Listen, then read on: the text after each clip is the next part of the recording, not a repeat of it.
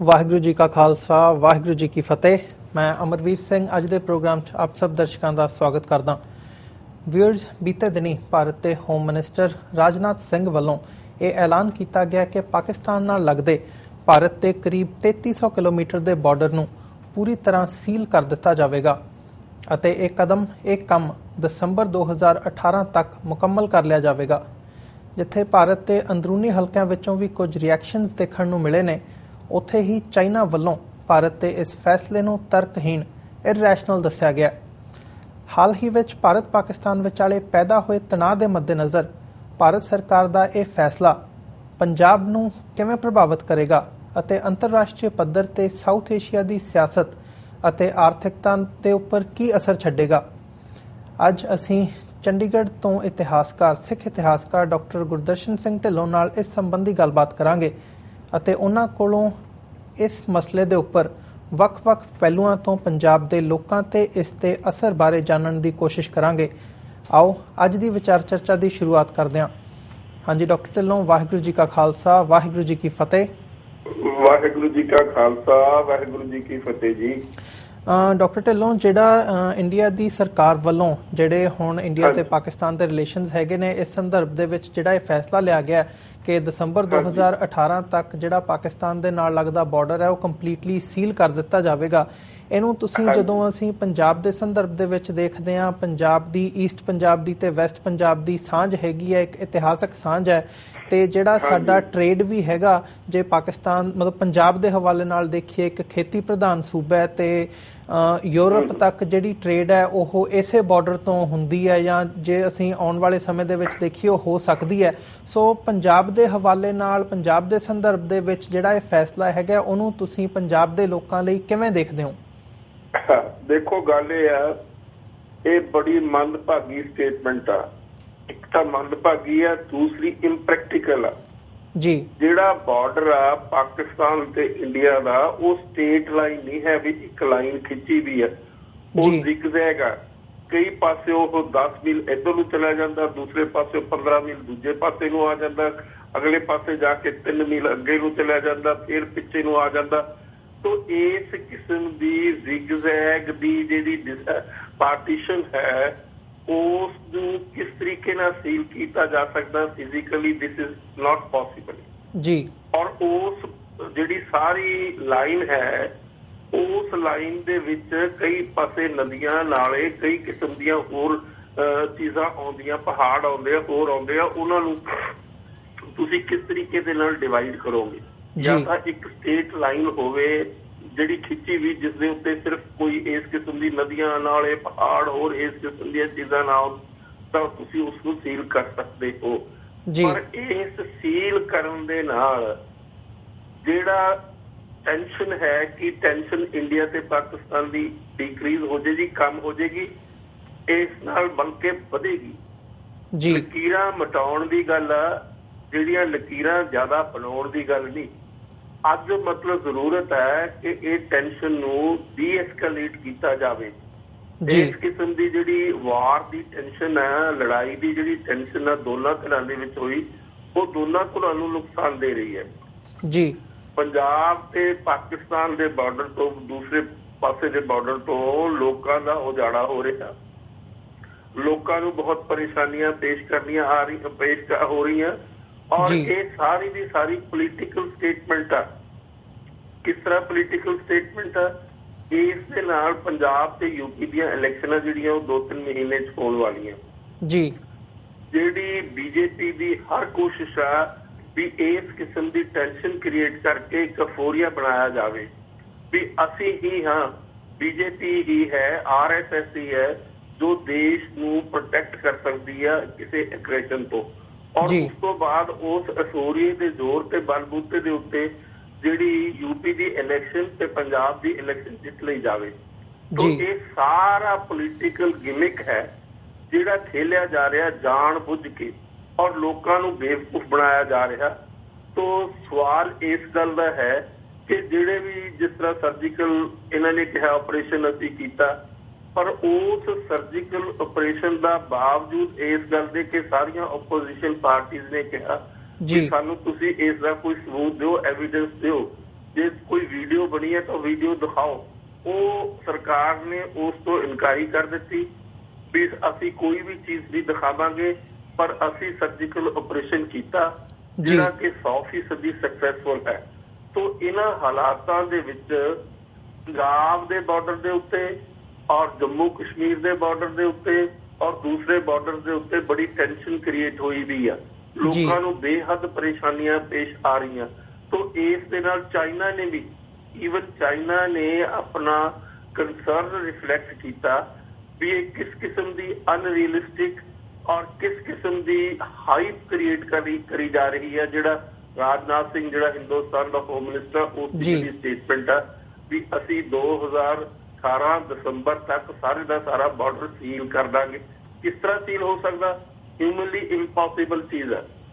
ਔਰ ਦੋਨਾਂ ਪਾਸੇ ਭੁੱਖਮਰੀ ਆ, ਦੋਨਾਂ ਪਾਸੇ ਅਤਿਅੰਤ ਗਰੀਬੀ ਆ, ਗੁਰਬਤ ਆ।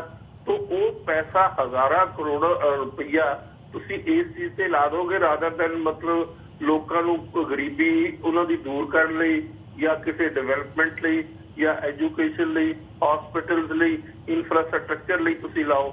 ਇਹ ਸਾਰੀ ਦੀ ਸਾਰੀ ਜਿਹੜੀ ਐਫਰਟ ਆ ਬੀਜੇਪੀ ਦੀ ਕਿ ਅਸੀਂ ਇੱਕ ਐਸੀ ਸਿਚੁਏਸ਼ਨ ਕ੍ਰੀਏਟ ਕਰ ਦਈਏ ਜਿਹਦੇ ਵਿੱਚ ਲੋਕਾਂ ਵਿੱਚ ਇਨਸਿਕਿਉਰਿਟੀ ਦੀ ਫੀਲਿੰਗ ਆ ਜੇ ਦੇਖੋ ਜੀ ਅਸੀਂ ਤਾਂ ਸੇਫ ਨਹੀਂ ਆ ਇਸ ਜਗ੍ਹਾ ਦੇ ਉੱਤੇ ਰਹਿੰਦੇ ਹੋਏ। ਜੇ ਸਾਨੂੰ ਕੋਈ ਸਿਕਿਉਰਿਟੀ ਪ੍ਰੋਵਾਈਡ ਕਰ ਸਕਦਾ ਤਾਂ ਬੀਜੇਪੀ ਕਰ ਸਕਦਾ। ਜੇ ਕੰਟਰੀ ਨੂੰ ਕਿਸੇ ਤਰੀਕੇ ਨਾਲ ਸਿਕਿਉਰ ਤੇ ਸੇਫ ਕਰ ਸਕਦਾ ਤਾਂ ਮੋਦੀ ਕਰ ਸਕਦਾ। ਨਰਿੰਦਰ ਮੋਦੀ ਜੋ ਹਿੰਦੁਸਤਾਨ ਦਾ ਪ੍ਰਾਈਮ ਮਿਨਿਸਟਰ, ਬੀਜੇਪੀ ਦਾ ਲੀਡਰ ਹੈ। ਇਹ ਸਾਰੀ ਦੀ ਸਾਰੀ ਸਿਚੁਏਸ਼ਨ ਹੈਗੀ ਆ ਅਨਨੈਸੈਸਰੀ ਟੈਨਸ਼ਨ ਕ੍ਰੀਏਟ ਕੀਤੀ ਹੋਈ ਆ। ਇਸ ਦੇ ਵਿੱਚ ਕੋਈ ਕਿਸੇ ਕਿਸਮ ਦਾ ਸਬਸਟੈਂਸ ਨਹੀਂ। ਦੋਨਾਂ ਧਿਰਾਂ ਨੂੰ ਇਸ ਗੱਲ ਦਾ ਪਤਾ, ਪਾਕਿਸਤਾਨ ਨੂੰ ਵੀ ਪਤਾ, ਹਿੰਦੁਸਤਾਨ ਨੂੰ ਵੀ ਪਤਾ ਵੀ ਜੇ ਲੜਾਈ ਹੋਗੀ ਤਾਂ ਦੋਨੇ ਪਾਸੇ ਬਰਬਾਦੀ ਹੋਏਗੀ ਔਰ ਦੋਨੇ ਪਾਸੇ ਇਸ ਕਿਸਮ ਦੀ ਬਰਬਾਦੀ ਹੋਏਗੀ ਜਿਸ ਤੋਂ ਦੋਨਾਂ ਨੂੰ ਉੱਠਣਾ ਬਹੁਤ ਮੁਸ਼ਕਿਲ ਹੋ ਜਾਏਗਾ। ਲੜਾਈ ਕਿਸੇ ਨੇ ਜਿੱਤੀ ਨਹੀਂ। ਲੜਾਈ ਸ਼ੁਰੂ ਕੀਤੀ ਜਾ ਸਕਦੀ ਹੈ, ਲੇਕਿਨ ਲੜਾਈ ਬੰਦ ਕਰਨ ਦਾ ਜਿਹੜਾ ਹੈ ਉਹ ਤੁਹਾਡੇ ਹੱਥ ਦੇ ਵਿੱਚ ਕੋਈ ਕਿਸੇ ਕਿਸਮ ਦੀ ਅਥਾਰਟੀ ਨਹੀਂ ਹੁੰਦੀ। ਤੁਸੀਂ ਦੇਖ ਲਿਆ ਇਰਾਕ ਦੇ ਵਿੱਚ ਅਮਰੀਕਾ ਨੇ ਹਮਲਾ ਕੀਤਾ ਤਾਂ ਉਸ ਤੇ ਕਿੰਨੇ ਮੰਦਭਾਗੇ ਨਤੀਜੇ ਨਿਕਲੇ ਆ, ਜਿਹੜੇ ਕਿ ਅੱਜ ਤੱਕ ਉਹ ਜਿਹੜੀਆਂ ਦੋਨੇ ਪਾਰਟੀਆਂ ਰਿਪਬਲਿਕਨ ਪਾਰਟੀ ਤੇ ਡੈਮੋਕ੍ਰੈਟਿਕ ਪਾਰਟੀ ਦੋਨੇ ਉਸ ਗੱਲ ਨੂੰ ਕੰਡੈਮ ਕਰ ਰਹੀਆਂ। ਉਸ ਬੁਸ਼ ਦੇ ਉਸ ਐਕਸ਼ਨ ਨੂੰ ਦੋਨੇ ਪਾਰਟੀਆਂ ਕੰਡੈਮ ਕਰ ਰਹੀਆਂ।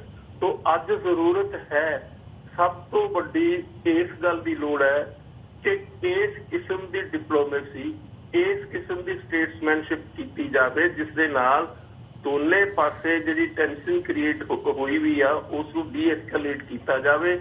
ਔਰ ਖਾਸ ਤੌਰ ਦੇ ਉੱਤੇ ਜਿਹੜਾ ਰੂਟ ਕਾਜ਼ ਆ ਉਸ ਪਾਸੇ ਨਹੀਂ, ਉਸ ਪਾਸੇ ਕਿਸੇ ਦਾ ਧਿਆਨ ਨਹੀਂ। ਰੂਟ ਕਾਜ਼ ਆ ਕਸ਼ਮੀਰ ਦੇ ਵਿੱਚ ਹੋਈ ਵੀ ਟੈਨਸ਼ਨ। ਔਰ ਅੱਜ 100 ਦਿਨ ਦੇ ਕਰੀਬ ਹੋ ਗਿਆ ਔਰ ਉੱਥੇ 100 ਤੋਂ ਵੱਧ ਤਾਂ ਬੱਚੇ ਮਾਰੇ ਜਾ ਚੁੱਕੇ ਆ। ਹਜ਼ਾਰਾਂ ਬੱਚੇ ਆ ਜਿਹੜੇ ਬਲਾਈਂਡ ਹੋ ਚੁੱਕੇ, ਅੰਨੇ ਹੋ ਚੁੱਕੇ, ਉਹਨਾਂ ਦੀ ਨਿਗਾਹ ਜਾ ਚੁੱਕੀ ਆ। ਉਸ ਤੋਂ ਇਲਾਵਾ ਹਜ਼ਾਰਾਂ ਜ਼ਖਮੀ ਪਏ ਆ ਹਸਪੀਟਲ ਦੇ ਵਿੱਚ। ਅਸੀਂ ਉੱਥੇ ਦੇ ਹਾਲਾਤ ਨੂੰ ਸੁਧਾਰਨ ਦੀ ਬਜਾਏ ਲੋਕਾਂ ਦੀ ਜਿਹੜੀ ਅਟੈਂਸ਼ਨ ਹੈ ਲੋਕ ਇੱਧਰਲੇ ਪਾਸੇ ਲਿਆ ਰਹੇ ਆ ਔਰ ਉਸ ਨੂੰ ਐਸਕੇਲੇਟ ਕਰ ਰਹੇ, ਉਸ ਨੂੰ ਵਧਾ ਰਹੇ ਆ। ਜਿਹੜੀ ਟੈਨਸ਼ਨ ਆ ਦੋਨੇ ਪਾਸੇ ਉਸ ਨੂੰ ਇਨਕਰੀਜ਼ ਕਰ ਰਹੇ ਆ। ਤੋ ਸੋਲਿਊਸ਼ਨ ਕਸ਼ਮੀਰ ਦਾ ਕੋਈ ਹੈ ਨਹੀਂ। ਹਿੰਦੁਸਤਾਨ ਦੀ ਸਰਕਾਰ ਦੇ ਕੋਲ ਕਸ਼ਮੀਰ ਦਾ ਕੋਈ ਸੋਲਿਊਸ਼ਨ ਨਹੀਂ। ਕੱਲ ਪਰਸੋਂ ਹੀ ਮੈਂ ਇੱਕ ਆਰਟੀਕਲ ਪੜ੍ਹ ਰਿਹਾ ਸੀ ਕਿ ਕਸ਼ਮੀਰ ਦੀ ਜਿਹੜੀ ਟੈਰੀਟਰੀ ਆ ਉਸ ਨੂੰ ਰੀਅਲ ਐਸਟੇਟ ਬਣਾ ਕੇ ਹਿੰਦੁਸਤਾਨ ਦੀ ਸਰਕਾਰ ਯੂਜ਼ ਕਰ ਰਹੀ ਆ। ਨਾ ਕਿ ਉੱਥੇ ਦੇ ਲੋਕਾਂ ਨਾਲ ਕਿਸੇ ਕਿਸਮ ਦਾ ਪਿਆਰ ਆ, ਨਾ ਉਹਨਾਂ ਦੀ ਸੇਫਟੀ ਦਾ ਕੰਸਰਨ ਆ, ਨਾ ਉਹਨਾਂ ਦੀ ਸਿਕਿਉਰਿਟੀ ਦਾ ਕੰਸਰਨ ਆ, ਨਾ ਉਹਨਾਂ ਦੀ ਕਿਸੇ ਕਿਸਮ ਦੀ ਡਿਵੈਲਪਮੈਂਟ ਦਾ ਕੰਸਰਨ ਆ। ਕੰਸਰਨ ਤਾਂ ਸਿਰਫ ਇੱਕੋ ਹੀ ਆ ਕਿ ਉੱਥੇ ਦੀ ਧਰਤੀ ਹੈ ਜਿਹੜੀ ਕਸ਼ਮੀਰ ਦੀ ਉਹ ਉਹਨਾਂ ਨੂੰ ਬਹੁਤ ਪਿਆਰੀ ਹੈ। ਸੋ ਇਸ ਕਿਸਮ ਦੀਆਂ ਛੋਟੇ ਲੈਵਲ ਦੀਆਂ ਨੀਤੀਆਂ ਨਾਲ ਕਿਸੇ ਵੀ ਮੁਲਕ ਦੇ ਵਿੱਚ ਕਿਸੇ ਵੀ ਸਿਚੁਏਸ਼ਨ ਦੇ ਵਿੱਚ ਪ੍ਰੋਗਰੈਸ ਪੋਸੀਬਲ ਨਹੀਂ ਹੋ ਸਕਦੀ। ਤੋ ਜ਼ਰੂਰਤ ਹੈ ਕਿ ਕਸ਼ਮੀਰ ਦੀ ਕੋਈ ਪੋਲੀਟੀਕਲ ਸੋਲਿਊਸ਼ਨ ਉਸ ਦਾ ਕੱਢਿਆ ਜਾਵੇ, ਸ਼ਾਂਤੀ ਨਾਲ ਬੈਠ ਕੇ ਉੱਥੇ ਦੇ ਲੋਕਾਂ ਨੂੰ ਪੈਸੀਫਾਈ ਕੀਤਾ ਜਾਵੇ, ਉਹਨਾਂ ਦੀਆਂ ਜਿਹੜੀਆਂ ਪੋਲੀਟੀਕਲ ਐਸਪੀਰੇਸ਼ਨਸ ਆ ਉਹਨਾਂ ਨੂੰ ਪੂਰਾ ਕੀਤਾ ਜਾਵੇ ਔਰ ਉਸ ਤੋਂ ਬਾਅਦ ਮਤਲਬ ਜਦੋਂ ਉਹ ਟੈਨਸ਼ਨ ਦੂਰ ਹੋ ਜਾਏਗੀ ਆਟੋਮੈਟਿਕਲੀ ਦੋਨਾਂ ਮੁਲਕਾਂ ਦੇ ਵਿੱਚ ਟੈਨਸ਼ਨ ਖਤਮ ਹੋ ਜਾਏਗੀ।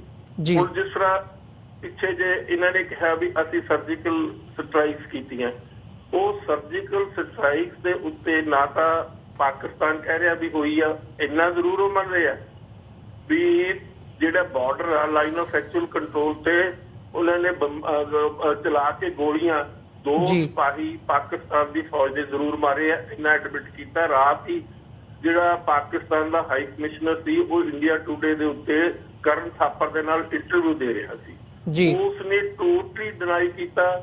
ਔਰ ਇੱਥੇ ਵੀ ਜਿਹੜੇ ਸਾਰੇ ਫੌਜੀ ਆ ਉਹ ਵੀ ਕਹਿ ਰਹੇ ਆ, ਐਕਸ ਆਰਮੀ ਆਫੀਸਰਸ ਇਹ ਗੱਲ ਕਹਿ ਰਹੇ ਆ ਕਿ ਇਸ ਨੂੰ ਪੋਲੀਟੀਸਾਈਜ਼ ਨਾ ਕਰੋ, ਆਰਮੀ ਪੋਲੀਟੀਸਾਈਜ਼ ਹੋ ਜਾਏਗੀ and that will create very great bad repercussions on the Indian politics. ਪਰ ਜਿਹੜੀ ਬੀਜੇਪੀ ਆ ਉਹ ਇਸ ਗੱਲ ਨੂੰ ਹਰ ਕੀਮਤ ਦੇ ਉੱਤੇ ਇਸ ਦਾ ਕੋਈ ਪੋਲੀਟੀਕਲ ਬੈਨੀਫਿਟ ਲੈਣਾ ਚਾਹੁੰਦੀ ਆ, ਖਾਸ ਤੌਰ ਤੇ ਯੂਪੀ ਦੀ ਇਲੈਕਸ਼ਨ ਦੇ ਵਿੱਚ। ਇਸ ਕਿਸਮ ਦੀਆਂ ਜਿਹੜੀਆਂ ਸਾਰੀਆਂ ਨੀਤੀਆਂ, ਇਸ ਕਿਸਮ ਦੇ ਸਾਰੇ ਜਿਹੜੀਆਂ ਹੋ ਰਿਹਾ ਉਹ ਬੜਾ ਮੰਦਭਾਗਾ ਹਿੰਦੁਸਤਾਨ ਦੀ ਅੰਦਰੂਨੀ ਪੋਲਿਟਿਕਸ ਲਈ ਵੀ ਔਰ ਹਿੰਦੁਸਤਾਨ ਦੀ ਬਾਹਰਲੀ ਜਿਹੜੀ ਪੋਲਿਟਿਕਸ ਆ ਉਸ ਲਈ ਵੀ ਮੰਦਭਾਗਾ। ਹਿੰਦੁਸਤਾਨ ਲਈ ਨਹੀਂ, ਸਾਊਥ ਈਸਟ ਏਸ਼ੀਆ ਲਈ ਉਹ ਬਹੁਤ ਮੰਦਭਾਗੀ ਗੱਲ ਆ ਔਰ ਉਸ ਨੂੰ ਕਿਸੇ ਨਾ ਕਿਸੇ ਤਰੀਕੇ ਦੇ ਨਾਲ ਸਟੇਟਸਮੈਨਸ਼ਿਪ ਦੇ ਨਾਲ ਉਸ ਨੂੰ ਖਤਮ ਕਰਕੇ ਡੀਐਸਕੇਲੇਟ ਕਰਕੇ ਪੀਸ ਰਿਸਟੋਰ ਕਰਨਾ ਚਾਹੀਦਾ ਔਰ ਲੋਕਾਂ ਦੇ ਦਿਲਾਂ ਦੇ ਵਿੱਚ ਸਿਕਿਉਰਿਟੀ ਦੀ ਭਾਵਨਾ ਪੈਦਾ ਕਰਨੀ ਚਾਹੀਦੀ ਹੈ ਰਾਦਰ ਦੈਨ ਇਨਸਿਕਿਉਰਿਟੀ ਦੀ ਭਾਵਨਾ। ਜੀ ਡਾਕਟਰ ਢਿੱਲੋਂ, ਤੁਸੀਂ ਬੜਾ ਵਿਸਥਾਰ ਦੇ ਨਾਲ ਜਿਹੜੀ ਸਾਰੀ ਸਿਚੁਏਸ਼ਨ ਹੈਗੀ ਹੈ ਉਹਨੂੰ ਕਿਵੇਂ ਤੁਸੀਂ ਦੇਖਦੇ ਹੋ ਉਹਦੇ ਬਾਰੇ ਆਪਣੇ ਵਿਚਾਰ ਦਿੱਤੇ ਨੇ, ਤੇ ਜਿਹੜਾ ਤੁਸੀਂ ਇਹ ਐਨਾਲਾਈਜ਼ ਕਰ ਰਹੇ ਹੋ ਕਿ ਜਿਹੜਾ ਇਹਦਾ ਰੂਟ ਕਾਜ਼ ਹੈ ਉਹ ਹੈਗੀ ਹੈ ਕਸ਼ਮੀਰ ਦੀ ਪ੍ਰੋਬਲਮ। ਜਦੋਂ ਅਸੀਂ ਕਸ਼ਮੀਰ ਵੱਲ ਦੇਖਦੇ ਹਾਂ ਤਾਂ ਉਹਦੇ ਤੇ ਯੂਨਾਈਟਿਡ ਨੇਸ਼ਨਸ ਦੇ ਰੈਜ਼ੋਲੂਸ਼ਨਸ ਹੈਗੇ ਨੇ ਜਿਨ੍ਹਾਂ ਨੂੰ ਇੰਪਲੀਮੈਂਟ ਕਰਨ ਤੋਂ ਇੰਡੀਆ ਖਾਸ ਤੌਰ ਤੇ ਨਕਾਰੀ ਹੈਗਾ, ਉਹ ਉਹਨਾਂ ਦੇ ਜਿਹੜੇ ਰੈਜ਼ੋਲੂਸ਼ਨਸ ਉਹਨੂੰ ਇੰਪਲੀਮੈਂਟ ਨਹੀਂ ਕਰਨਾ ਚਾਹੁੰਦਾ। ਸੋ ਜਦੋਂ ਅਸੀਂ ਜੇ ਅਸੀਂ ਇਹਨੂੰ ਥੋੜ੍ਹਾ ਜਿਹਾ ਬ੍ਰੌਡਰ ਕੰਟੈਕਸਟ ਦੇ ਵਿੱਚ ਦੇਖੀਏ, ਜਿਹੜੀਆਂ ਇਹ ਸਾਰੀਆਂ ਘਟਨਾਵਾਂ ਪਿਛਲੇ ਕੁਝ ਮਹੀਨਿਆਂ ਦੇ ਵਿੱਚ ਵਾਪਰੀਆਂ ਨੇ, ਚਾਹੇ ਉਹ ਪਹਿਲਾਂ ਬਲੋਚਿਸਤਾਨ ਦਾ ਇਸ਼ੂ ਕੱਢਣਾ ਹੋਵੇ, ਫਿਰ ਇੰਡਸ ਵਾਟਰ ਟ੍ਰੀਟੀ ਨੂੰ ਲਿਆਉਣਾ ਹੋਵੇ, ਫਿਰ ਉਹਦੇ ਵਿੱਚ ਚਾਈਨਾ ਨੇ ਵੀ ਜੰਪ ਇਨ ਕੀਤਾ, ਉਹਨਾਂ ਨੇ ਬ੍ਰਹਮਪੁੱਤਰਾ ਦਾ ਜਿਹੜਾ ਉਹਦਾ ਪਾਣੀ ਰੋਕਿਆ। ਜਦੋਂ ਅਸੀਂ ਇਹਨੂੰ ਇੰਟਰਨੈਸ਼ਨਲੀ ਦੇਖਦੇ ਹਾਂ ਤਾਂ ਉਹਦਾ ਕੀ ਰੋਲ ਤੁਸੀਂ ਸਮਝਦੇ ਹੋ ਕਿ ਜਿਵੇਂ ਇੰਡੀਆ ਦੀ ਪਹਿਲਾਂ US ਦੇ ਨਾਲ ਜਿਹੜੀ ਨੀਤੀ ਸੀਗੀ ਉਹ ਇੱਕ ਰਸ਼ੀਆ ਦੇ ਹਵਾਲੇ ਨਾਲ ਨੌਨ ਅਲਾਈਨਮੈਂਟ ਦੀ ਸੀ, ਹੁਣ ਇਹ ਜਿਵੇਂ ਇੰਡੀਅਨ ਓਸ਼ੀਅਨ ਦੇ ਵਿੱਚ ਜਿਹੜਾ ਸਾਊਥ ਚਾਈਨਾ ਸੀ ਹੈਗਾ ਉਹਦੇ ਹਵਾਲੇ ਨਾਲ ਇੰਡੀਆ ਤੇ ਜਿਹੜੀ US ਦੀ ਨੇੜਤਾ ਬਣੀ ਹੈ ਤੇ ਪਾਕਿਸਤਾਨ ਦੀ ਚਾਈਨਾ ਤੇ ਰੂਸ ਦੇ ਨਾਲ ਹਾਲ ਹੀ ਦੇ ਵਿੱਚ ਨੇੜਤਾ ਬਣੀ ਹੈ। ਸੋ ਜਿਹੜੀ ਇਹ ਇੰਟਰਨੈਸ਼ਨਲ ਪੋਲਿਟਿਕਸ ਹੈਗੀ ਹੈ ਉਹ ਇਸ ਸਿਚੁਏਸ਼ਨ ਨੂੰ ਕਿਵੇਂ ਐਸਕੇਲੇਟ ਕਰ ਰਹੀ ਹੈ ਤੇ ਜਿਹੜੀ ਗਰਾਊਂਡ ਰਿਐਲਿਟੀਜ਼ ਨੇ ਉਹਦੇ ਤੇ ਇਹ ਪ੍ਰਭਾਵ ਛੱਡਦਿਆਂ ਆਉਣ ਵਾਲੇ ਸਮੇਂ ਦੇ ਵਿੱਚ ਤੁਸੀਂ ਇਹ ਸਾਰੀ ਸਥਿਤੀ ਨੂੰ ਕਿਵੇਂ ਚੇਂਜ ਹੁੰਦਿਆਂ ਦੇਖਦੇ ਹੋ? ਦੇਖੋ, ਗੱਲ ਇਹ ਆ ਦੋਨਾਂ ਮੁਲਕਾਂ ਦੇ ਵਿੱਚ, ਇੰਡੀਆ ਤੇ ਪਾਕਿਸਤਾਨ ਦੇ ਵਿੱਚ ਜਿਹੜੀ ਇੰਟਰਨਲ ਸਿਚੁਏਸ਼ਨ ਆ ਬੜੀ ਮੰਦਭਾਗੀ ਹੈ ਜੀ। ਅੰਤਾਂ ਦੀ ਗਰੀਬੀ ਹੈ, ਡਿਵੈਲਪਮੈਂਟ ਦੀ ਕੋਈ ਪੋਸੀਬਿਲਿਟੀ ਦੋਨੇ ਪਾਸੇ ਨਜ਼ਰ ਨਹੀਂ ਆ ਰਹੀ। ਨਰਿੰਦਰ ਮੋਦੀ ਨੇ ਪ੍ਰਾਈਮ ਮਿਨਿਸਟਰ ਬਣਨ ਤੋਂ ਪਹਿਲਾਂ ਬਹੁਤ ਵੱਡੀਆਂ ਕਮਿਟਮੈਂਟਸ ਕੀਤੀਆਂ ਸੀ, ਅਸ਼ੋਰੈਂਸਿਸ ਲੋਕਾਂ ਨੂੰ ਦਵਾਈਆਂ ਸੀ ਵੀ ਮੈਂ ਡਿਵੈਲਪਮੈਂਟ ਕਰੂੰਗਾ, ਮੈਂ ਕੰਟਰੀ ਦੇ ਵਿੱਚ ਇਹ ਕਰੂੰਗਾ, ਉਹ ਕਰੂੰਗਾ, ਗਰੀਬੀ ਦੂਰ ਕਰੂੰਗਾ, ਅਨਪੜ੍ਹਤਾ ਦੂਰ ਕਰੂੰਗਾ, ਲੋਕਾਂ ਦੇ ਮੈਡੀਕਲ ਜਿਹੜਾ ਪ੍ਰੋਬਲਮ ਆ ਉਹ ਵੀ ਦੂਰ ਕਰੂੰਗਾ। ਸਾਰੀਆਂ ਚੀਜ਼ਾਂ ਉਸਨੇ ਬੜੇ ਲੰਬੇ ਸਕੇਲ ਦੇ ਉੱਤੇ ਇਸ ਕਿਸਮ ਦੀਆਂ ਕਮਿਟਮੈਂਟ ਕੀਤੀਆਂ ਸੀ ਆਪਣੀਆਂ ਸਪੀਚਸ ਜੀ। ਪਰ ਉਸ ਤੋਂ ਬਾਅਦ ਜੋ ਪਾਵਰ 'ਚ ਆ ਗਏ ਉਹ ਤਾਂ ਦੂਰ ਹੋਈਆਂ ਨਹੀਂ। ਹੁਣ ਲੋਕਾਂ 'ਚ ਇੰਪੇਸ਼ੈਂਸ ਹੋ ਗਈ, ਮਹਿੰਗਾਈ ਇੰਨੀ ਜ਼ਿਆਦਾ ਵੱਧ ਗਈ ਹੈ ਡਾਕਟਰ ਸਾਹਿਬ ਕਿ ਜਿਸ ਦਾ ਕੋਈ ਅੰਤ ਹੀ ਨਹੀਂ। ਜਿਹੜੀ ਦਾਲ ਆਮ ਲੋਕਾਂ ਦੇ ਖਾਣ ਵਾਲੀ ਚੀਜ਼ ਸੀ ਉਹ 170-180 ਰੁਪਏ ਕਿਲੋ ਹੋ ਗਈ ਹੈ। ਹੁਣ ਤੁਸੀਂ ਇਮੈਜਿਨ ਕਰੋ ਵੀ ਕਿੱਥੇ ਬੰਦਾ ਜਾਵੇ, ਗਰੀਬ ਆਦਮੀ ਜਿਸ ਦੀ ਇੱਕ ਮੀਗਰ ਇਨਕਮ ਆ, ਬਹੁਤ ਥੋੜੀ ਇਨਕਮ ਹੈ। ਇਸੇ ਕਿਸਮ ਦੇ ਮੰਦਭਾਗੇ ਹਾਲਾਤ ਪਾਕਿਸਤਾਨ ਦੇ ਵਿੱਚ ਆ। ਤੋਂ ਦੋਨਾਂ ਮੁਲਕਾਂ ਦੇ ਜਿਹੜੇ ਸਿਆਸਤਦਾਨ ਆ ਉਹਨਾਂ ਨੇ ਜਦੋਂ ਟੈਨਸ਼ਨ ਕ੍ਰੀਏਟ ਹੋ ਗਈ ਆ ਇਸ ਕਿਸਮ ਦੀ ਇੰਡੀਆ ਤੇ ਪਾਕਿਸਤਾਨ ਦੇ ਵਿੱਚ ਵਾਰ ਦੀ ਟੈਨਸ਼ਨ ਕ੍ਰੀਏਟ ਹੋ ਗਈ ਆ ਤਾਂ ਕੁਦਰਤੀ ਤੌਰ ਤੇ ਲੋਕਾਂ ਦਾ ਜਿਹੜਾ ਧਿਆਨ ਆ ਅੰਦਰੂਨੀ ਮਸਲਿਆਂ ਤੋਂ ਹਟ ਕੇ ਬਾਹਰਲੇ ਪਾਸੇ ਨੂੰ ਚਲਿਆ ਗਿਆ।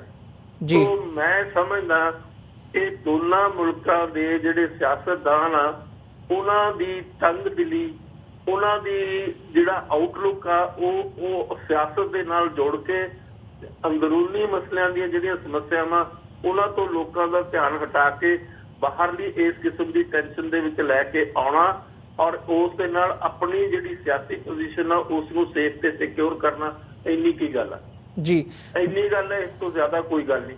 ਇਹ ਤਾਂ ਹੋ ਗਈ ਡਾਕਟਰ ਸਾਹਿਬ ਜਿਹੜੀ ਕੋਰ ਇਸ਼ੂ ਦੀ ਤੁਸੀਂ ਗੱਲ ਕੀਤੀ ਹੈ, ਜਾਂ ਜਦੋਂ ਤੁਸੀਂ ਇੰਟਰਨਲੀ ਦੇਖਦੇ ਹੋ ਉਹਦਾ ਤੁਸੀਂ ਦੱਸ ਦਿੱਤਾ ਆ ਕਿ ਤੁਸੀਂ ਕਿਵੇਂ ਉਹਨੂੰ ਐਨਾਲਾਈਜ਼ ਕਰਦੇ ਹੋ, and we agree with that, but at the same time ਇਹਨੂੰ ਇੰਟਰਨੈਸ਼ਨਲੀ ਕਿਵੇਂ ਡੀਲ ਕੀਤਾ ਜਾ ਰਿਹਾ ਹੈ ਉਹਦੇ ਬਾਰੇ, that was my question actually.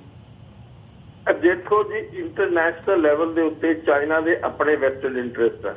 ਜਿਸ ਤਰ੍ਹਾਂ ਤੁਸੀਂ ਹੁਣੇ ਗੱਲ ਕਹੀ ਆ, ਬ੍ਰਹਮਪੁੱਤਰਾ ਦਾ ਜਿਹੜੀ ਮੇਨ ਉਸ ਦੀ ਟ੍ਰਿਬਿਊਟਰੀ ਸੀ, ਉਸ ਦੇ ਉੱਤੇ ਉਹਨਾਂ ਨੇ ਡੈਮ ਪ੍ਰੋਜੈਕਟ ਜਿਹੜੇ ਆ ਉਹ ਫਲੋਟ ਕਰ ਦਿੱਤੇ ਆ, ਔਰ ਉਸ ਦਾ ਜੇ ਪਾਣੀ ਰੋਕ ਦਿੱਤਾ ਗਿਆ ਤਾਂ ਅਰੁਣਾਚਲ ਪ੍ਰਦੇਸ਼ ਔਰ ਦੂਸਰੇ ਪਾਸੇ ਅਸਾਮ ਤੇ ਉਸ ਏਰੀਏ ਦੇ ਵਿੱਚ ਬਹੁਤ ਵੱਡੀ ਕ੍ਰਾਈਸਿਸ ਆ ਜਾਏਗਾ, ਔਰ ਜਿਹੜਾ ਕ੍ਰਾਈਸਿਸ ਨੂੰ ਹੈਂਡਲ ਕਰਨਾ ਹਿਊਮਨਲੀ ਪੋਸੀਬਲ ਨਹੀਂ ਹੋਏਗਾ।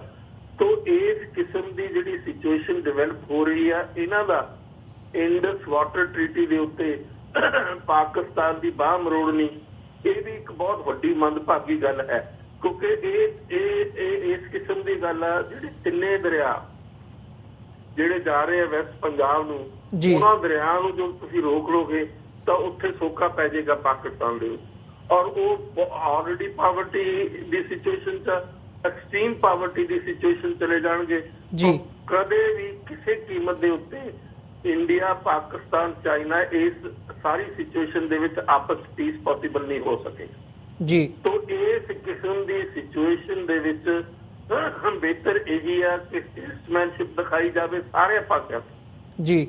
ਇਹਨਾਂ ਦਾ, ਇੰਡੀਆ ਦਾ ਚਾਈਨਾ ਦੇ ਨਾਲ ਵਾਟਰ ਟ੍ਰੀਟੀ ਕੋਈ ਨਹੀਂ ਹੈ, ਤੇ ਸਿਰਫ ਸਾਰੀ ਚੀਜ਼ ਜਿਹੜੀ ਆ ਲੂਜ਼ ਆ। ਦੂਸਰੇ ਪਾਸੇ ਇੰਡਸ ਵਾਟਰ ਟ੍ਰੀਟੀ ਜਿਹੜੀ ਹੋਈ ਵੀ ਆ, ਉਸ ਦਾ ਵਰਲਡ ਬੈਂਕ ਦੀ ਸੁਪਰਵਿਜ਼ਨ ਚ ਹੋਈ ਵੀ ਆ, ਔਰ ਉਹਦੇ ਵਰਲਡ ਬੈਂਕ ਦੇ ਕੋਲ ਹੀ ਕੰਪਲੀਟ ਕਰ ਸਕਦੇ ਆ। ਲੇਕਿਨ ਅਪਰ ਰਿਪੇਰੀਅਨ ਜਿਹੜੀਆਂ ਸਟੇਟਾਂ ਹੈਗੀਆਂ ਉਹਨਾਂ ਨੂੰ ਹਮੇਸ਼ਾ ਐਡਵਾਂਟੇਜ ਹੁੰਦਾ। ਇੰਡੀਆ ਜਿੱਥੇ ਤੱਕ ਇੰਡਸ ਦਰਿਆ ਤੇ ਦੂਸਰੇ ਨਾਥ ਦੂਸਰਾ ਦਰਿਆ, ਉਹਨਾਂ ਦੇ ਉੱਤੇ ਅਪਰ ਰਿਪੇਰੀਅਨ ਔਰ ਦੂਸਰੇ ਪਾਸੇ ਪਾਕਿਸਤਾਨ ਲੋਅਰ ਰਿਪੇਰੀਅਨ ਆ ਜੀ। ਉਧਰਲੇ ਪਾਸੇ ਬ੍ਰਹਮਪੁੱਤਰਾ ਦੇ ਵਿੱਚ ਚਾਈਨਾ ਤਿੱਬਤ ਦੇ ਵਿੱਚੋਂ ਨਿਕਲਦੇ ਆ, ਤਿੱਬਤ ਦੇ ਉੱਤੇ ਚਾਈਨਾ ਦਾ ਕੰਟਰੋਲ ਆ। ਤਿੱਬਤ ਨਾਓ is almost A part of China. ਉਸ ਦੇ ਵਿੱਚੋਂ ਜਿਹੜਾ ਦਰਿਆ ਆ ਰਹੇ ਆ, ਉਹਨਾਂ ਨੇ ਆ ਕੇ ਬ੍ਰਹਮਪੁੱਤਰਾ ਦੀ ਸ਼ੇਪ ਲੈਣੀ ਹੈ ਨੀਚੇ ਆ ਕੇ, ਤਾਂ ਉਹਨਾਂ ਦਾ ਕੰਟਰੋਲ ਆ, ਉਹ ਪਾਣੀ ਰੋਕ ਲੈਣਗੇ। ਤੋ ਇਹ ਇੱਕ ਕਿਸਮ ਦੀ ਕਿਓਟਿਕ ਸਿਚੁਏਸ਼ਨ ਕ੍ਰੀਏਟ ਹੋ ਰਹੀ ਆ between India, Pakistan and China. ਇਸ ਕਿਓਟਿਕ ਸਿਚੁਏਸ਼ਨ ਦੇ, ਕਿਉਂਕਿ ਪਾਣੀ ਇੱਕ ਬਹੁਤ ਇੰਪੋਰਟੈਂਟ ਸੈਗਮੈਂਟ ਆ ਕਿਸੇ ਵੀ ਕੰਟਰੀ, ਕਿਸੇ ਵੀ ਲੋਕਾਂ ਦੇ ਫਿਊਚਰ ਲਈ ਔਰ ਲੋਕਾਂ ਦੀ ਐਗਜ਼ਿਸਟੈਂਸ ਦੇ ਲਈ, ਉਹਨਾਂ ਦੇ ਐਗਰੀਕਲਚਰ ਦੇ ਲਈ ਔਰ ਫਿਰ ਹਾਈਡਲ ਪਾਵਰ ਦੇ ਲਈ।